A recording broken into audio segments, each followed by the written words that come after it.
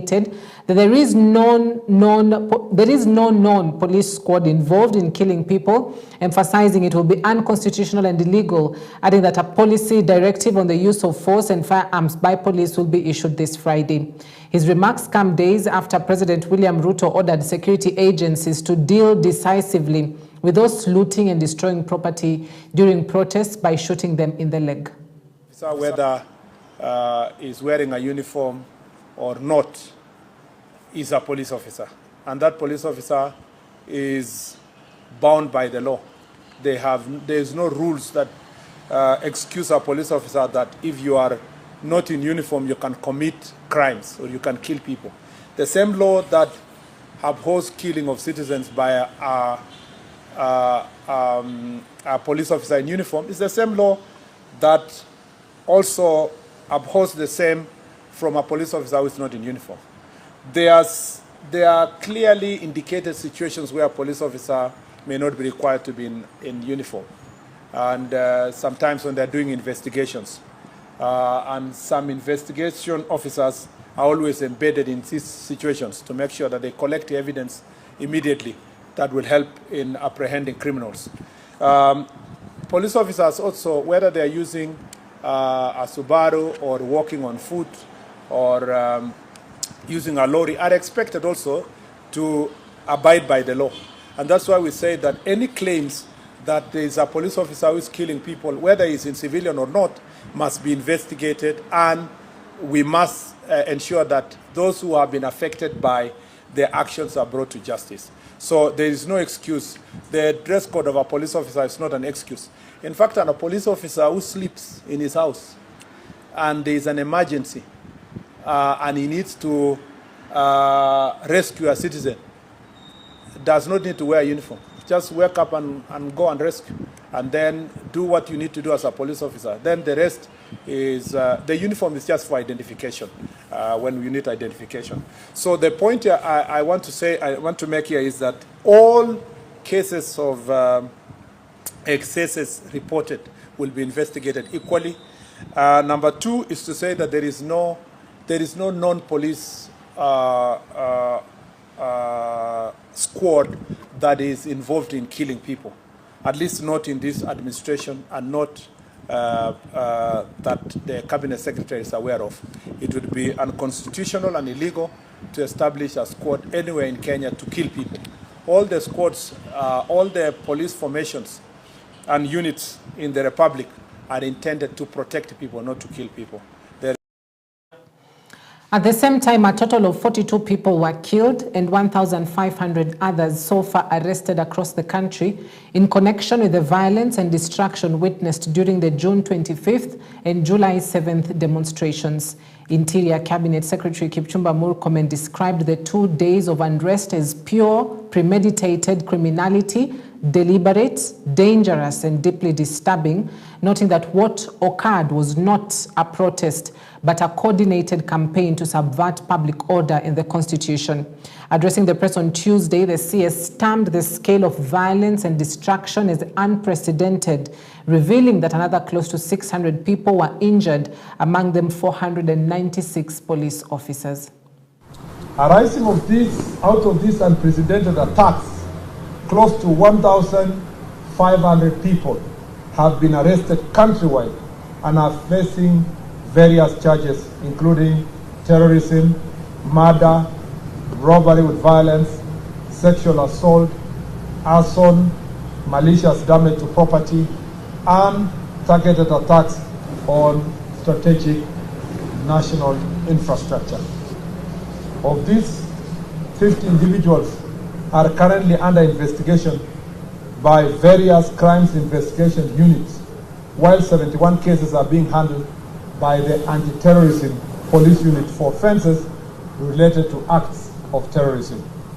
We commend our security agencies for foiling further destruction and wish a quick recovery to the officers injured during this unprecedented violence. The operation was made possible through timely intelligence, which revealed plans to target critical infrastructure, including transport systems. Intelligence-led operations across various counties have resulted in the arrest of individuals believed to be masterminds and financiers, plus the instigators and the direct perpetrators of these criminal acts, including those responsible for incitement to violence and politically motivated mobilization intended to stoke public unrest. The Police Reforms Working Group on Tuesday strongly criticized the police for using excessive force during the Sabasaba protests, which resulted in numerous deaths and injuries. Amnesty International Kenya Executive Director Irungu Houghton and Transparency International Kenya Director Sheila Masinde expressed deep concern over the widespread human rights violations.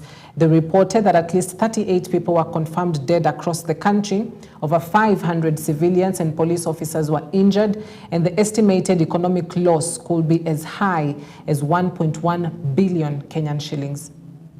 Kenya's hard-won democratic gains were marred by state violence, unlawful policing tactics, and systematic impunity. Police officers are required to clearly issue warnings to the crowd, to use less lethal methods like tear gas, to use only proportional force, and to report every use of a firearm to their superior and to the Independent Policing Oversight Authority. Eyewitnesses have told us that ambulances arrived at the scenes. Some witnesses saw injured bodies being loaded into the ambulances, which were then driven off to unknown locations. Disturbingly, several ambulances were seen trailing the unmarked Subarus, raising serious concerns about the coordination and the purpose of the response. We are also calling on the National Police Service to uphold its constitutional role in protecting life, facilitate peaceful protests, and hold officers accountable for unlawful killings and serious injuries. We're also calling on Parliament to provide oversight on the conduct of security agencies and act decisively to protect the rights of Kenyans. As the Police Reforms Working Group, we are calling for an immediate waiver on all the medical bills, the post-mortem fees, and also the state to provide funeral support for all the family members of protesters that have died in the Sabasaba rallies and the one that was there before. Lucy Ngugi, the mother of 12-year-old Bridget Njoki Wainaina, gave a moving tribute during a sorrowful funeral mass at their local church in Githunguri, where she reflected on the person she had hoped her daughter would grow up to become. Bridget was killed by a stray bullet on the evening of the Sabasaba protests. The former pupil of Benson Jau Primary School, where she and other learners had been asked to stay home due to safety concerns during the Sabasaba demonstrations, was eulogized by her mother as a warm, affectionate and loving child. Bridget, my daughter, Sabasaba will be forever etched in my heart. I lost part of me. I'm shattered beyond words. 12 years seems like a day. And Bridget, you will forever be 12 years old. I thought you will grow and be a beautiful woman from the girl you are. But that bullet has shattered my dreams. The doctor you'd have become, the accountant you'd have become, will never be a reality, because you will forever be 12 years old. That bullet has cut short your dream.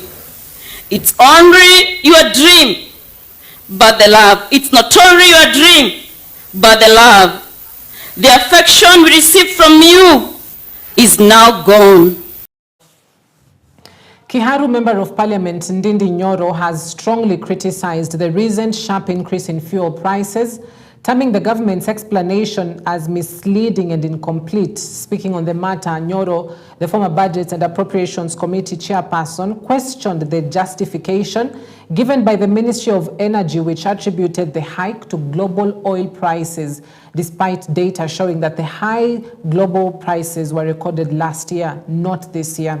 In the latest review, EPRA revealed that the prices of super petrol, diesel and kerosene increased by 8.9 shillings, 8.67 shillings and 9.65 shillings per litre respectively. As such, super petrol will retail at 186 shillings, diesel will retail at 171 shillings and kerosene will retail at 156.58 shillings in Nairobi.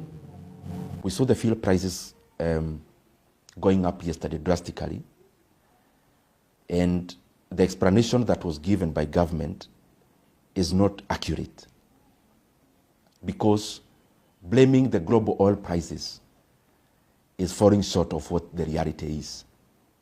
Because last year, for the last 1 year, the highest fuel prices we have seen were actually in June 17th of 2024.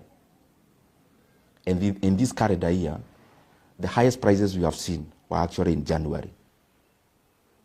But having said that, it is important for us to know that out of what Kenyans pay at the pump in terms of fuel prices, around half of that money is in terms of taxes and levies. Over 80 shillings of what people pay for petrol prices, over 80 shillings goes into taxes and levies. And of what Kenyans pay for other products or fuel other than petrol, over 76 shillings again goes into taxes and levies. In an oil-producing country like Kenya, the only tool a government is left with is altering the levies and taxes. This is where the problem is. The government of Kenya actually added a new levy last year of 7 shillings in the fuel prices. And how the government works is that time when the fuel prices are coming down, actually that's the reason why Kenyans never felt the global deceleration of the oil prices. Because it's around that time that the government introduced a secret 7 shillings in fuel levy. That is partly one of the problems why the fuel prices are going up. But the more unfortunate bit is that this year, the government has taken that 7 shillings, taken to the banks as security, and then they have taken a loan of 175 billion shillings. This money is not reflecting in the government books as a debt, and therefore it can only pass as an illegal debt. Now, the Higher Education's Loan Board, HELB, now says it is in no position to issue loans to newly enrolled university students. HELB has confirmed that more than 400,000 students are likely to miss out on education funding this year. The director of the Loans Board, Geoffrey Monari, has told the parliamentary committee that the board will have to find an alternative solution to crack down on defaulters of the loan. And in this new financial year, we project that the deficit will be 36.1 billion, affecting 468,237 students. We propose to enact legislation to establish a dedicated student education levy on employers to ring-fence 3% out of the existing percentage VAT charged for direct allocation to HELB. The establishment of the Higher Education Savings Scheme. This savings scheme is a proposed long-term savings mechanism that could enable households, particularly parents, guardians, and salaried individuals, to systematically save for future higher education expenses. Please do something so that in September, when the students are going to colleges, to universities, the mean tester goes to the approximate position of the parent. Fear and uncertainty have gripped Migadini Estate in Mombasa following the outbreak of a strange illness that has already sent several residents to the hospital. Locals describe the symptoms as sudden high fever, intense headaches and sharp joint pains, leading many to worry that something more serious may be brewing beneath the surface. Health officials have moved in to investigate, collecting samples for lab testing in a bid to identify this mysterious disease. Kuna kama mrupuko umekuja wa magonjwa fulani. Mtu akifa Hata hizi picha tumetuma kwa mitandao, watu wataziona. Mtu anafura hivi kama ndovu, anakuwa kama na malengelenge, anatoa harufu mbaya, hatuelewi ni ugonjwa gani. So sababu watu sasa wako na taharuki, mtu hajui kama leo ikitoka huyu kesho itakuwa nani. So tunaomba kama watu wa health waje wafanye research yao hapa, tujue ni mrupuko gani wa ugonjwa umeanza hapa eneo letu la Chana. So kufungua curtain hivi, huyo jamaa alikuwa ameketi hapo chini amekufa, lakini amekaa kama siku 2-3 hivi.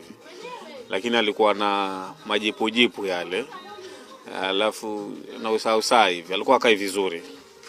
So nikafunga hiyo nyumba, alafu tukaenda na mzee wa mtaa, tukaenda kupiga ripoti polisi. Kifo sasa zimefanyika kama 4 hivi, wanaume 3 na mwanamke mmoja.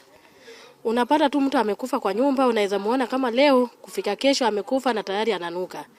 Sasa hatujui, na ukiona amefura vitu kama maji ni kama amechomeka na maji moto. Sasa tuelewi ni ugonjwa gani. Sasa tulikuwa tunaomba serikali kama waweza leta hata kama ni chanjo ama usaidizi tupate kusaidiwa. Hii mtaa tumesumbuka. Kwa siku watu wanakufa wawili. Na hatujui ni kitu gani kinaendelea. Juzi walikufa 2 pale chini. Juzi walikufa 2 kule juu. Jana mwingine akakufa hapa. Tena wako na nini matoto kama wamechomeka, lakini hata sijui ni kwa nini wako hivyo. Iko hivyo. Tunaomba serikali tusaidie. Kama yule wajana kuna mwingine alienda hospitalini akarudi. Lakini sasa alikuwa anaishi peke yake, sasa hatukujua alipatikana na nini, maana yake alikuwa na drip kwa mkono. Hii tatizo imetokezea hapa. Yaani hatujaelewa ni kitu gani inatokezea. Unapata tu mtu amfariki, amfura na yuanuka.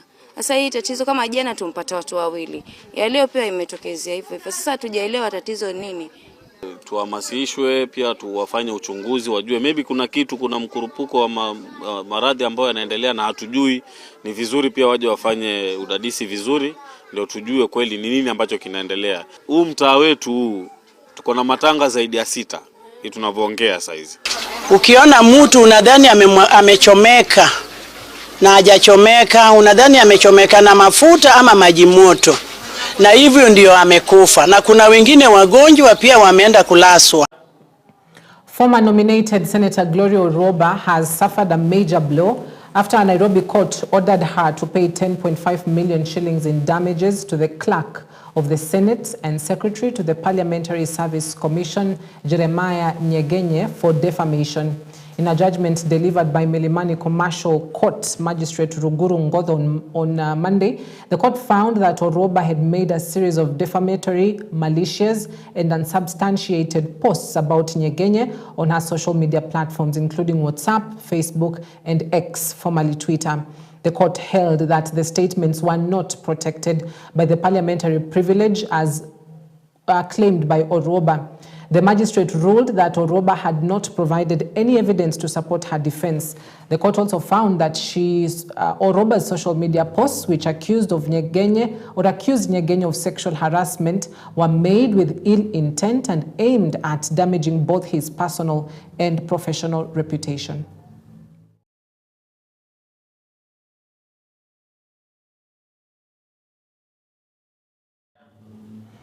All right, at that point, allow us to take a quick break right here on EBN Prime Edition. We'll be back shortly with more news making headlines. Stay with us.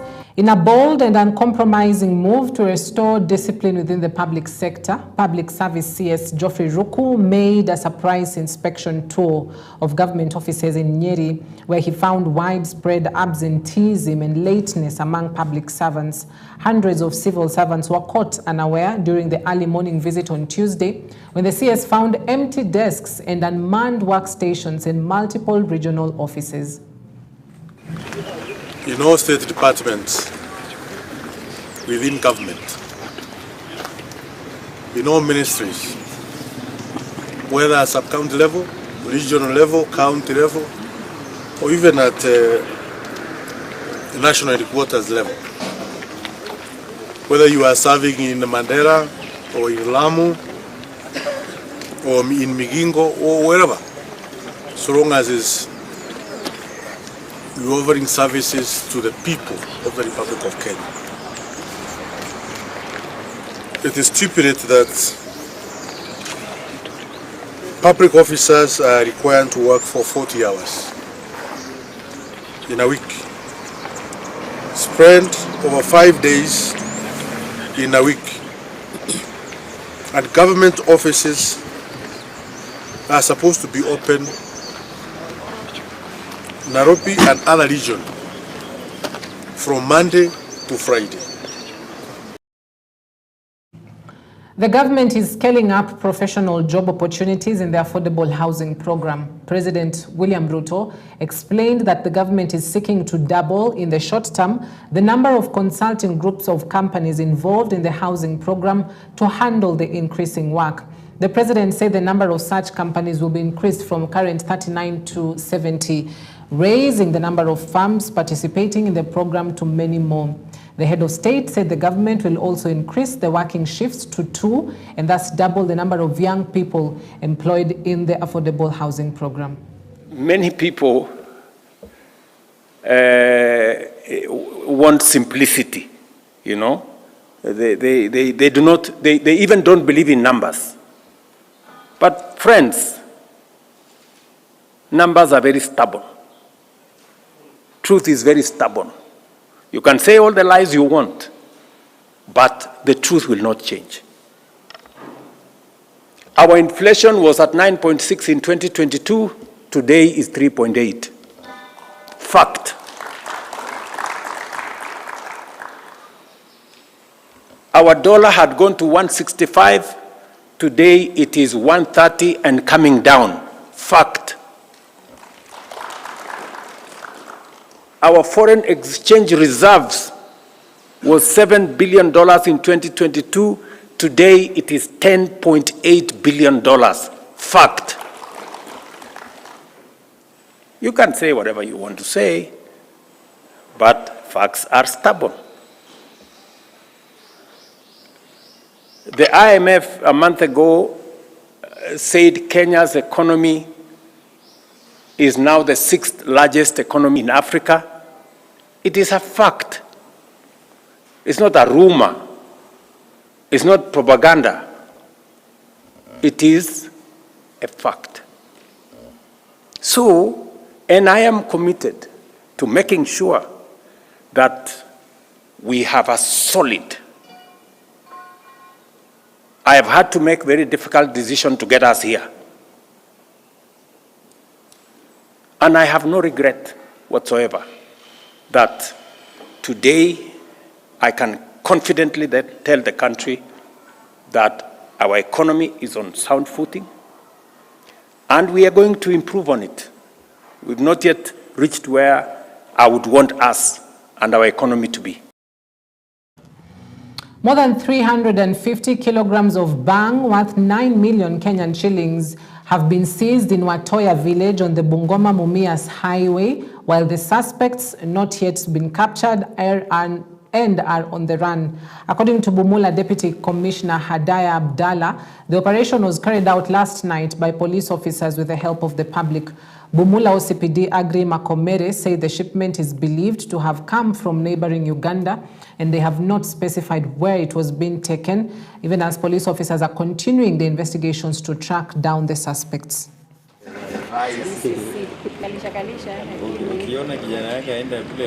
Haya ni magunia 9 ambayo ndani yake kuna bangi ambayo iliweza kunaswa jana usiku, masaa ya saa 4 usiku, na viongozi wetu ama members wetu wa community policing wakishirikiana na village elders wakiwa tu katika round zao za kawaida za kuhakikisha usalama wa area yao, area ya Watoya katika Kabula division. Ndio waliweza kuona kwa umbali gari aina ya Probox na wakaona iko katika shamba la miti na kuna watu wanashukisha magunia. Kwa hivyo wakawa na wasiwasi hawa huenda wakawa ni kina nani na ni nini wanashukisha usiku huu kwa shamba la miti. Kwa hivyo walianza kuelekea katika gari hilo la Probox, na waliokuwepo pale wakati walihisi kuna watu wanakuja, waliendesha gari hilo mbio na wakatoweka. Na ningependa kusema yafuatayo, ya kwamba mnapoona hii mizigo ni banki, na mahali penye ilikuwa inasafirishwa ni kuhakikisha ya kwamba wananchi ambao wanatumia hizi vitu inaharibu usalama. Lakini kwa upande wa Saka, our able DCIO who is here, anashirikiana na members of the public kujua ni nani ambao wanasafirisha hii, na vile vile tunaweka mikakati ya patrols within every area to ensure that those involved are apprehended and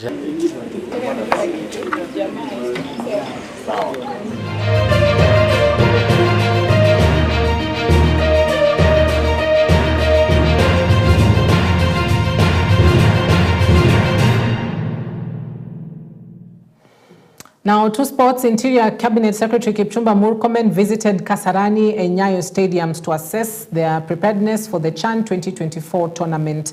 The CS was accompanied by Sports Cabinet Secretary Salim Mvurya, among other leaders. He commended the Ministry of Youth Affairs, Creative Economy and Sports for the timely completion of renovations of the stadiums and training grounds. The CS said the ministry has implemented comprehensive measures to ensure the safety of participating teams, officials and fans. He added that key security arrangements, including the installation of high-tech CCTV cameras at the stadium, controlled access points, crowd control measures, emergency response teams and a coordinated presence of security personnel throughout the venues.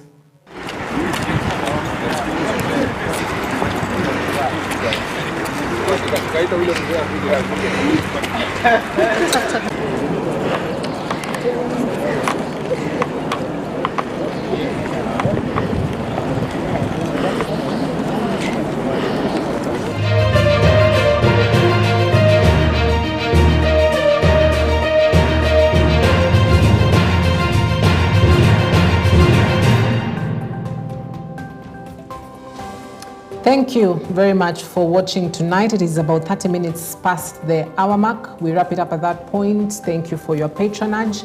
Our sign language interpreter tonight is Laura Omondi. My name is Cynthia Nanjala. See you tomorrow, same time, same place. God willing, God bless.